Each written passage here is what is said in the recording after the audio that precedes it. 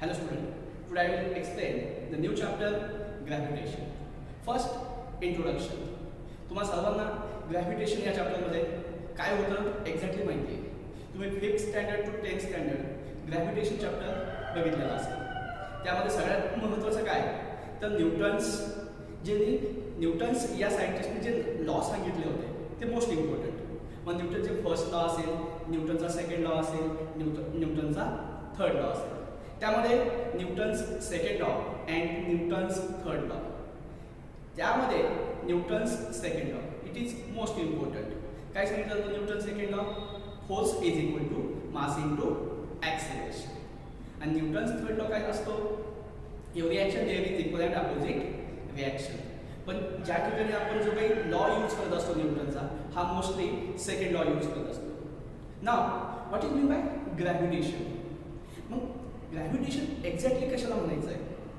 जर सपोज एखादा ऑब्जेक्ट तुम्ही वर फेकल्यानंतर त्याच्यावरती एक फोर्स ॲक्ट होतोय आणि तो फोर्स ॲक्ट झाल्यानंतर काय होईल? ते ऑब्जेक्ट पुन्हा टुवर्ड्स द अर्थ येईल. म्हणजे त्याच्यावरती एक्झॅक्ट ग्रॅव्हिटेशनल फोर्स काय होतोय? ॲक्ट होतोय. म्हणजे युनिवर्समध्ये जे काही ऑब्जेक्ट असणार आहे त्या ऑब्जेक्टमध्ये काय असतं? फोर्स ऑफ अट्रॅक्शन असतं. पण गॅलिलिओ नावाच्या सायंटिस्टनी काय सांगितलं की दोन ऑब्जेक्ट आहेत आणि ते दोन्ही ऑब्जेक्ट डिफरंट मासेसचे. दोन्ही ऑब्जेक्ट कसे सांगितले त्यांनी? डिफरंट मासेसचे. आणि ते दोन ऑब्जेक्ट एका पर्टिक्युलर हाईटवरून सोडणार आहे. दोन ऑब्जेक्ट काय करायचे? एका पर्टिक्युलर हाईटवरून सोडायचे आणि सोडल्यानंतर ते अर्थवरती कोणत्या टाईमला येणार आहे हे गॅलिलिओ या सायंटिस्टने सांगितलं. जर दोन ऑब्जेक्ट आहेत आणि ते डिफरंट मासेसचे असतील तर अर्थ सरफेसवरती दोन्ही ऑब्जेक्ट एकाच वेळेस काय होतील? अर्थ सरफेसवरती रीच होतील. म्हणजेच काय हो, गॅलिलिओ सायंटिस्टला म्हणायचं काय की जो काही ग्रॅव्हिटेशनल फोर्स आहे हा ग्रॅव्हिटेशनल फोर्स त्यांच्या मासेसवरती डिपेंड नाही आहे. ओके, देन फर्स्ट आपल्याला काय बघायचं आहे? Universal law of gravitation. मग what is mean by universal law of gravitation?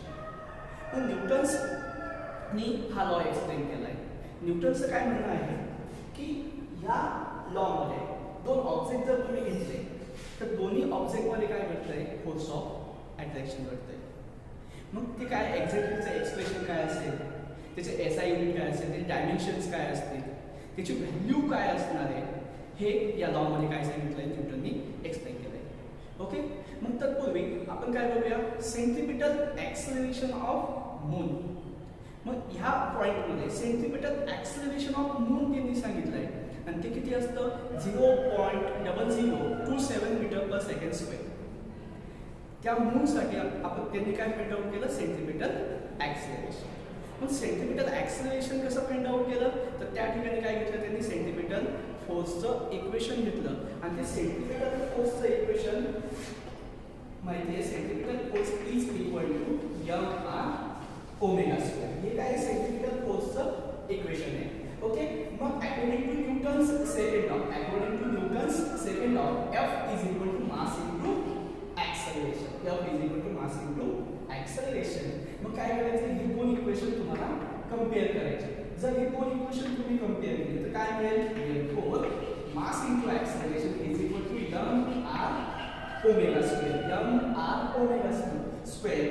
m get cancelled and therefore A is equal to r omega square. Now ओमेगाची value माहिती आहे. ओमेगाची व्हॅल्यू काय असते? 2 pi upon t. 2 pi upon t ही value काय करायची? या ठिकाणी सबस्टिट्यूट करायची. म्हणजे आपल्याला काय मिळेल? A is equal to r into 2 pi upon t whole bracket square. जेव्हा आपण याच्यामध्ये व्हॅल्यू सबस्टिट्यूट करणार आहे, काय सांगतोय? जेव्हा आपण याच्यामध्ये व्हॅल्यू सबस्टिट्यूट करेल तेव्हा आपल्याला काय मिळेल? सेंट्रिपिटल ॲक्सेलरेशन ऑफ मूनची व्हॅल्यू मिळेल. किती मिळते? 0.0027 मीटर पर सेकंड. ठीक आहे, सेंट्रिपिटल ॲक्सेलरेशन ऑफ मून किती मिळाली? 0.0027 metre per second square. Okay, ही व्हॅल्यू इम्पॉर्टंट आहे एमसीक्यू साठी किंवा नेक्स्ट डेटामध्ये सीईटी साठी. Centripetal acceleration of moon.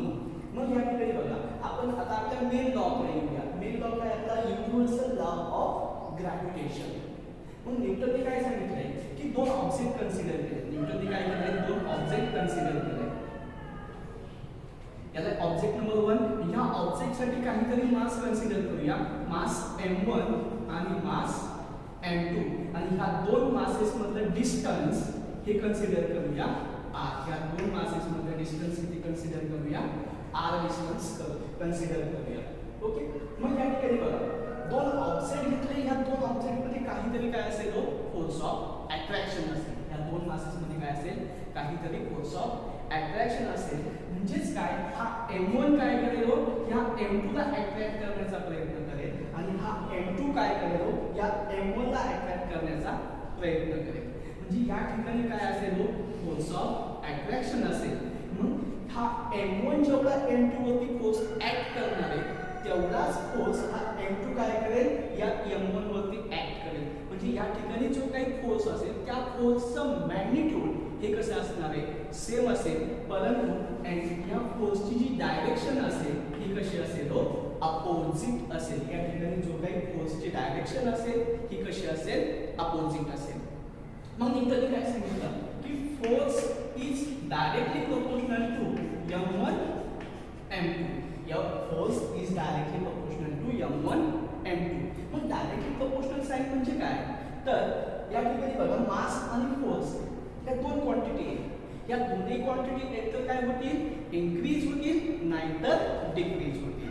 जर मास इन्क्रीज होत असेल तर त्याला फोर्स कसा असेल तुमचा, इन्क्रीज असेल. जर मासेस कमी असतील तर फोर्स पण कसा असेल, त्या ठिकाणी कमी असेल. डायरेक्टली प्रोपोर्शनल साइन म्हणजे काय, दोन्ही क्वांटिटी एकतर इन्क्रीज होतील नाहीतर डिक्रीज होतील. मग या ठिकाणी काय होतं, तुमचा फोर्स ऑफ अट्रॅक्शन म्हणजेच काय, हा जो काही F असेल ह्या F ला म्हणायचं आहे ग्रॅव्हिटेशनल फोर्स. या दोन ऑब्जेक्ट मध्ये काहीतरी फोर्स काय होतोय, अट्रॅक्ट होतोय. ओके. मग नाव इथं काय सांगितलं मी की या ठिकाणी जो काही फोर्स आहे याचं मॅग्निट्यूड कसं आहे, सेम आहे. परंतु यांची डायरेक्शन कशी आहे, फोर्सची अपोजिट आहे. म्हणजे या ठिकाणी या फोर्सला आपण काय म्हणू शकतो, ऍक्शन रिएक्शन. आणि gravitational force always attractive in nature. Gravitational force कसा आहे, हा ऑलवेज अट्रॅक्टिव्ह इन नेचर. त्याचबरोबर ग्रॅव्हिटेशनल फोर्स हा सेंट्रल फोर्स सुद्धा म्हटलं जातं. ग्रॅव्हिटेशनल फोर्सला काय म्हटलं जातं, सेंट्रल फोर्स. त्यानंतर action reaction force. Gravitational force हा कन्झर्वेटिव्ह फोर्स सुद्धा आहे. ग्रॅव्हिटेशनल फोर्स काय तुमचा कन्झर्वेटिव्ह फोर्स आहे. ओके. मग या ठिकाणी मासेस काय सांगतोय, force is directly proportional to m1 m2. आता मी काय म्हणतोय, force is inversely proportional to square of the distance between them. काय सांगितलं, force inversely proportional to square of the distance between them. म्हणजे काय हो, या ठिकाणी हे जे काही दोन ऑब्जेक्ट घेतले, या दोन ऑब्जेक्ट मध्ये काय केलंय आपण, काहीतरी सेपरेटली काहीतरी डिस्टन्स घेतलंय. ओके. मग ते डिस्टन्स किती घेतलाय, r घेतलाय. आणि फोर्स कसा सांगितला, इनव्हर्सली प्रोपोर्शनल सांगितला. कसा सांगितला, इनव्हर्सली प्रोपोर्शनल. मग इनव्हर्सली प्रोपोर्शनल सांगितलं म्हणजे त्याची कन्सेप्ट काय आहे, जर त्या दोन ऑब्जेक्ट मध्ये तुमचं डिस्टन्स जर इन्क्रीज होत असेल तर त्या ठिकाणी तो जो काही फोर्स असेल हा कसा असेल, डिक्रीज असेल. आणि डायरेक्टली प्रोपोर्शनल मध्ये काय सांगितलं, एकतर दोन्ही इन्क्रीज होतील नाहीतर दोन्ही डिक्रीज होतील.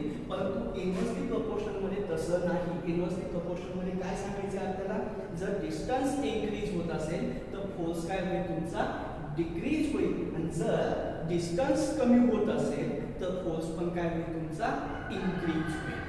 ओके. या दोघांमध्ये फरक आहे. डायरेक्टली प्रोपोर्शनल मध्ये दोन्ही इन्क्रीज होईल नाही तर दोन्ही डिक्रीज होईल.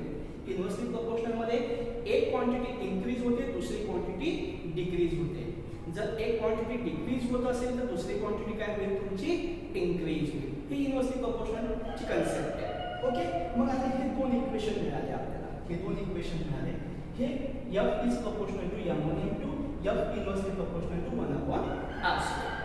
यानंतर काय करायचे, हे दोन्ही इक्वेशन मी एकत्र करतो. हे दोन्ही इक्वेशन काय करतो, एकत्र करतो. म्हणजे काय येतो, F is proportional to m1 m2 upon r². हे इक्वेशन मिळते. F is proportional to m1 m2 upon r².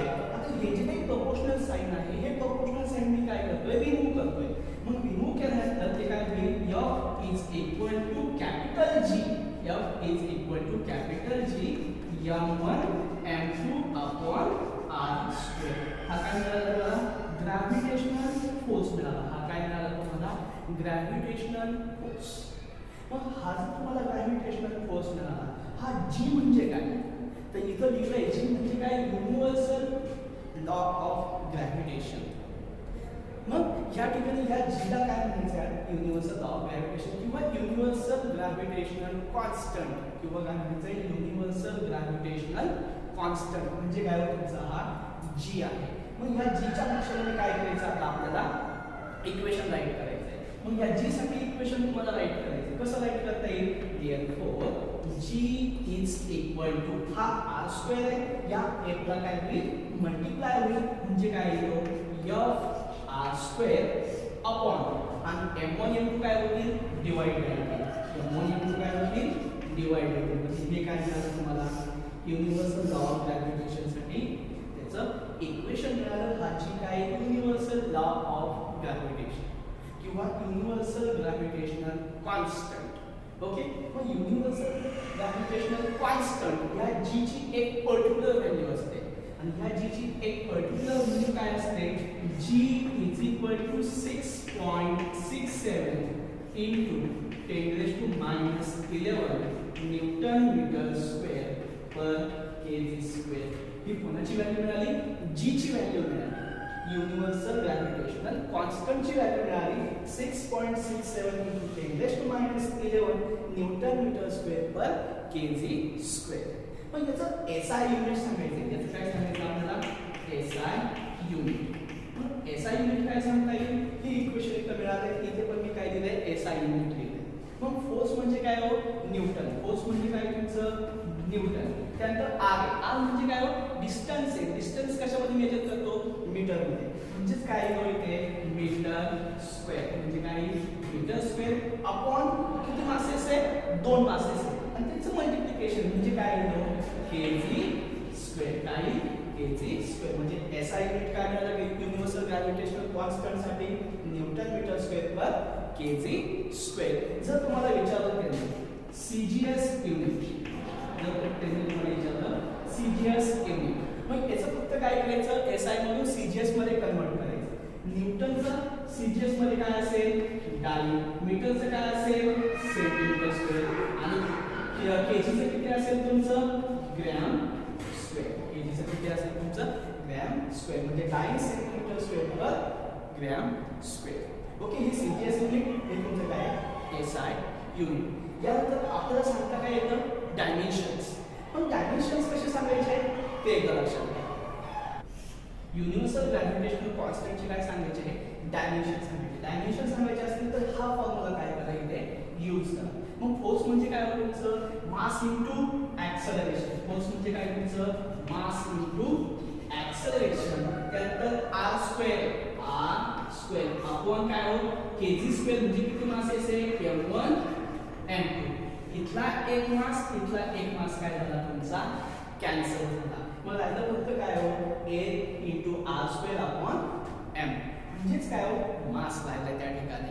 Okay, मग या ठिकाणी लक्षात घ्या, मला सांगायचं काय, ऍक्सेलरेशनचं एसआय युनिट काय, ऍक्सेलरेशनचं SI unit metre per second square. What is mean by acceleration, rate of change of velocity with respect to time. What is mean by velocity, rate of change of displacement with respect to time. Okay, मग या ठिकाणी काय सांगायचं आहे तुम्हाला की acceleration. मग ऍक्सेलरेशनचं SI unit काय सांगायचं आपल्याला, मीटर पर सेकंड स्क्वेअर. या ऍक्सेलरेशनचं एसआय युनिट झालं. डिस्टन्स म्हणजे r स्क्वेअर. म्हणजे काय येतो इथे, into m square upon m. Two mass आहे म्हणजे काय हो, केजी. म्हणजे काय, kg is equal to metre square into metre, metre square into metre, metre cube upon s square into KG.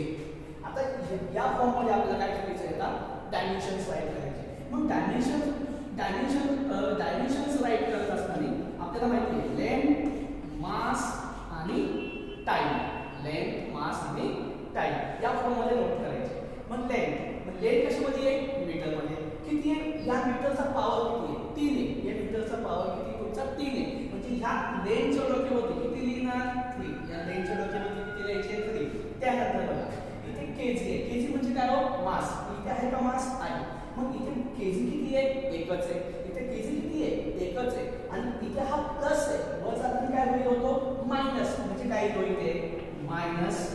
1 त्याचा टाइम म्हणजे काय हो इन सेकंड म्हणजेच काय इथं सेकंड स्क्वेअर इथं हा प्लस आहे वजा कधी काय होईल मायनस म्हणजे इथे याच्या डोक्यावर काय येईल -2 म्हणजे युनिव्हर्सल ग्रॅव्हिटेशनल कॉन्स्टंटचे डायमेन्शन्स काय मिळाले तुम्हाला L3 m-1 t-2 ओके बघा काय मिळाले L3 m-1 t-2 हा जो एक पॉइंट आहे युनिव्हर्सल लॉ ऑफ ग्रॅव्हिटेशन हा इम्पॉर्टंट आहे हा 2 मार्क्स साठी येऊ शकतो state universal law of gravitation and give it's SI unit and dimensions मग SI युनिट काय फाइंड आउट केला आपण Newton metre square per kg square आणि डायमेन्शन्स काय फाइंड आउट केले L3 m-1 t-2 हे डायमेन्शन्स मिळाले हे काय मिळाले तुम्हाला SI युनिट मग स्टेटमेंट कसं सांगताय युनिव्हर्सल लॉ ऑफ ग्रॅव्हिटेशनचं स्टेटमेंट कसं सांगताय काय सांगितलंय न्यूटननी दोन ऑब्जेक्ट आहे आणि त्या दोन ऑब्जेक्टला काहीतरी मास आहे ज्या ठिकाणी मास असणार त्या ठिकाणी काय असेल फोर्स ऑफ अट्रॅक्शन असेल मग ह्या ठिकाणी बघा दोन ऑब्जेक्ट कन्सिडर केले m1 m2 या दोन ऑब्जेक्टचा काहीतरी मास m1 m2 ओके मग इथं काय असेल काहीतरी फोर्स ऑफ अट्रॅक्शन असेल आणि हे फोर्स ऑफ अट्रॅक्शन आहेच त्यामध्ये हे दोन्ही ऑब्जेक्ट r डिस्टन्सने काय केले सेपरेट केले हे दोन्ही ऑब्जेक्ट काय केले r डिस्टन्सने सेपरेट केले मग स्टेटमेंट बघा कसं सांगता येईल फोर्स ऑफ अट्रॅक्शन काय सांगतोय force of attraction between two masses force of attraction between two masses is directly proportional to product of their masses and inversely proportional to square of the distance between them हे काय म्हणतात तुम्हाला universal law of ग्रॅव्हिटेशनचं statement पुन्हा एकदा सांगतो काय सांगायचं बघा the force of attraction between two masses is directly proportional to product of their masses and inversely proportional to square of the distance between them. हे स्टेटमेंट झालं SI unit newton metre square per kg square dimension L3 m-1 -2 आणि universal gravitational कॉन्स्टंटची value काय आहे तर 6.67 × 10⁻11 newton metre square per kg square ही काय त्याची value आहे okay